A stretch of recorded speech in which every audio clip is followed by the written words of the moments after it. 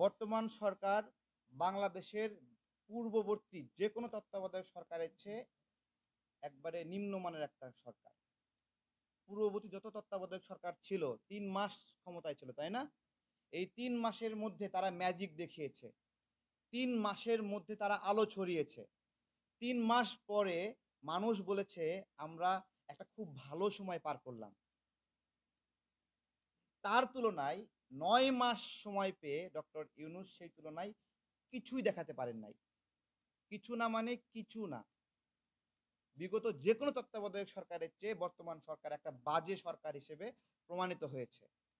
শোনেন, বিখ্যাত হওয়া আর বিশ্বস্ত হওয়া এক জিনিস না। ডক্টর ইউনূস বিখ্যাত হতে পারেন, উনি বিশ্বস্ত না। উনি বিশ্বাস ভঙ্গ করেছেন।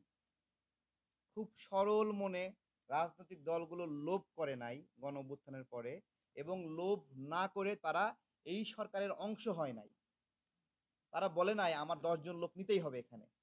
বলে নাই, তারা লোভ করে নাই। তারা এত কষ্ট করেছে, জেল-জুলুম খেটেছে, অপেক্ষা করেছে একটা নির্বাচনের জন্য। একটা নির্বাচন একটা রাজনৈতিক দলের জন্য উপহার। সে অনেক কষ্ট করার পর একটা নির্বাচন পায়। সেই নির্বাচনে সে ভালো অথবা খারাপ করলে জনগণ ম্যান্ডেট দেয় অথবা দেয় না। এইটাই তার জন্য একটা আশীর্বাদ। সেই আশীর্বাদের জন্য অপেক্ষা করেছে। তারা লোভ করেনি। লোভ করে বলেনি এই সরকারের 50% আমার হইতে হবে। সুতরাং এই রাজনৈতিক দলগুলোকে লোভী বলার সুযোগ নাই।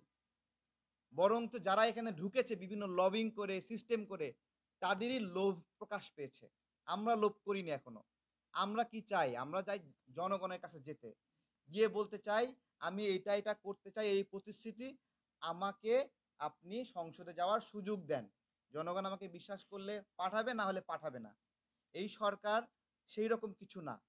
তারা হতে পারে অনেক জনপ্রিয়। একজন আমেরিকায় থাকে, একজন অস্ট্রেলিয়ায় থাকে, একজন নোবেল পুরস্কার পেয়েছে।